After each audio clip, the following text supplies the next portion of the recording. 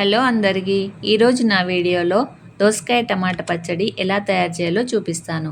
కావలసినవి దోసకాయలు, పల్లీలు, టమాటాలు, పచ్చిమిరపకాయలు, కరివేపాకు, ఎండుమిర్చి, జీలకర్ర, కొద్దిగా పసుపు, రుచికి సరిపడా ఉప్పు.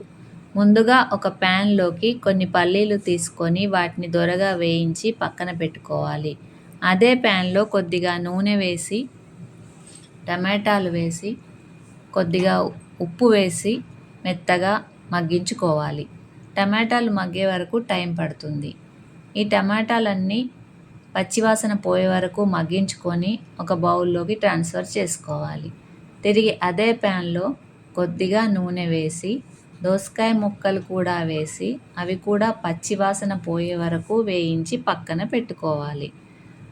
అదే ప్యాన్లో పచ్చిమిరపకాయ ముక్కలు కూడా వేసి దోరగా వేయించుకోవాలి. తర్వాత మిగిలిన నూనెలో కొద్దిగా మినపప్పు, కొద్దిగా శనగపప్పు, కొద్దిగా జీలకర్ర వేసి అవి కూడా వేయించుకొని మిగతా పదార్థాలన్నిటితో కలిపి మిక్సింగ్ జార్లోకి వేసి నేను వీడియోలో చూపిన విధంగా గ్రైండింగ్ చేసుకోవాలి.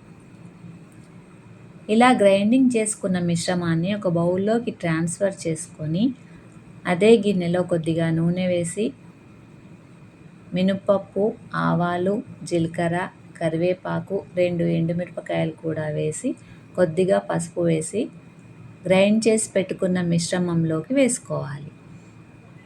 అంతే, ఎంతో రుచికరమైన దోసకాయ పచ్చడి రెడీ.